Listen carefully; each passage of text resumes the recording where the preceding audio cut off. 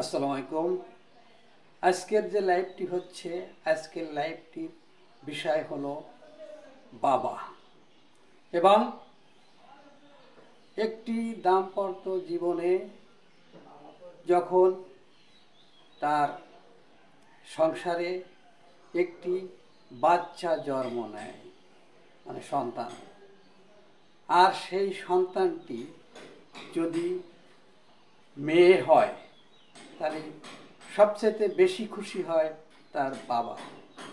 মা কলি অতটা খুশি হয় না, কারণ বাবারা সবসময় মেয়েদের প্রতি খুশি থাকে এবং বাবারা হলো তার একটি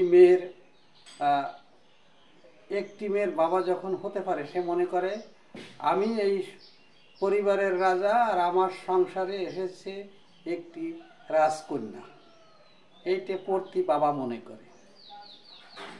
এবং বাবারা একটি মেয়ের সবচাইতে বেশি খোঁজখবর নেয়, বেশি যত্ন করে, বেশি আদর করে এবং বেশি স্নেহ করে বাবা মায়ের চাইতে। সেই জন্য একটি মেয়ের জীবনে সবচাইতে বাবা হচ্ছে তার স্মরণীয় একটি পথ, কারণ বাবা একটি মেয়ের জন্য তার রাজ্য দিয়ে দিতে পারে তার কন্যার জন্য, এবং সেই জন্য মেয়েরা সবসময় বাবার প্রতি বেশি খুশি থাকে। আর মেয়েদের জীবনের সবচাইতে প্রথম হিরো হচ্ছে তার ফাদার, তারপরে হচ্ছে তার স্বামী।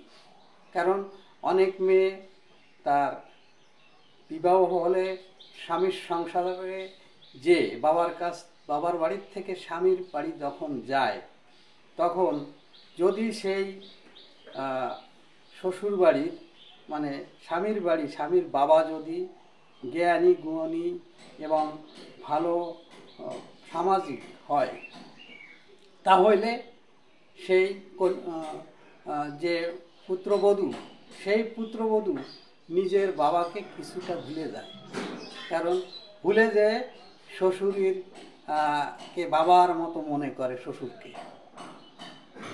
এই হচ্ছে আজকের লাইভের বিষয়। কারণ একটি মেয়ের বিবাহ হলেই তখন বাবার বাড়ি ভুলে যায় শ্বশুর বাড়ির লোকজন ভালো হলে, আর যদি খারাপ হয় তাহলে বাবার বাড়ির কথা তার বারবার মনে পড়ে। এটি হলো অতি সত্য কথা, একটি মেয়ের জীবন দশায় যা ঘটে। এবং আমার একটি মেয়ে আমাকে ফোন টোন করে না, আমার পরে রাগ হয়েছে, আমি আমার পুত্রবধূকে বলছি এই কথাটা, যে ওর নাম্বারটা দেওয়া যায়, আমার কাছে তো যে নাম্বার আছে এটা বন্ধ, হোয়াটসঅ্যাপ নাম্বার, তা মেসেঞ্জার কি দেওয়া যায়? তা আমার পুত্রবধূ বলতেছে আচ্ছা দিচ্ছি। পরে আমাকে বলতেছে একটু পরে ফোন করে যে বাবা, আমাকে বাবা বলে আমার পুত্রর বউ, মানে ছেলের বউ, আমার পুত্রবধূ, আমার বৌমা, সে আমাকে বাবা বলে আর আমি তাকে আম্মু বলি। কারণ আমার পুত্রবধূ আমার খুব খোঁজ খবর নেয়, আমি তার প্রতি খুব খুশি। এবং আমার পুত্রবধূ বলছে এর মাঝে আমার ছেলে আর আমার বৌমা দুজনে ভ্রমণে গিয়েছে বিদেশে, মালদ্বীপ ভ্রমণে গিয়েছিল। এবং মালদ্বীপ যাওয়ার সময় আমাকে লাইনই পাইনি, কারণ আমি লাইনে ছিলাম না, লাইনের বাইরে ছিলাম। আমাকে বিমানবন্দরে যে ফোন দিছে যে বাবা আপনাকে তো মনে পাচ্ছি না, আমরা এখন এই মুহূর্তে বিমানবন্দরে, ঢাকা বিমানবন্দরে, শাহজালাল বিমানবন্দরে, আমরা এখন মালদ্বীপ যাচ্ছি, বিমানে উঠব। আমাকে ফোন করে বলেছে, তা আমিও দোয়া করেছি যাতে ভালোভাবে তারা ভ্রমণটা করে আসতে পারে, এনজয় করে আসতে পারে। এবং এই জন্য আমি খুব খুশি হয়েছি আমার বৌমার পরে। এবং আমার বৌমা ওই জায়গাতে আসছে 22 তারিখ সন্ধ্যায়। মালদ্বীপের রাজধানী হলো মালে। মালের বিমানবন্দরের থেকে আমাকে ফোন করেছে যে বাবা এখানে তো ফোনে নেট পাওয়া যায় না, তা আপনাকে পাচ্ছি না। আমরা এখন বিমানবন্দরে, আমরা বিমানে উঠবো, উঠে ঢাকায় আসবো। ঢাকায় আসার পরে আমরা বাসাতে আসবো, বনশ্রী যে বাসা।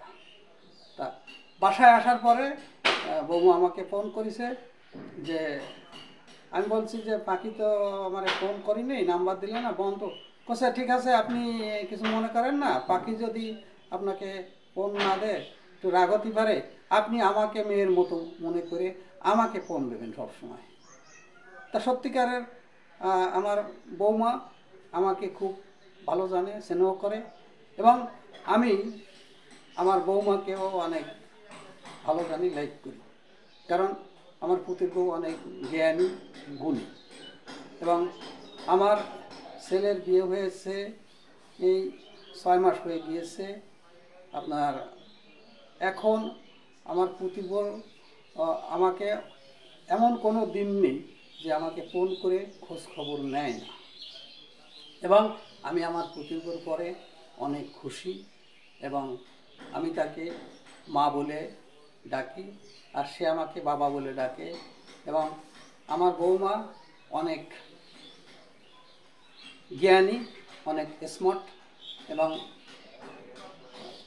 মোটামুটি সামাজিক সে। এবং আমি আমার পুতির বউর পরে খুশি।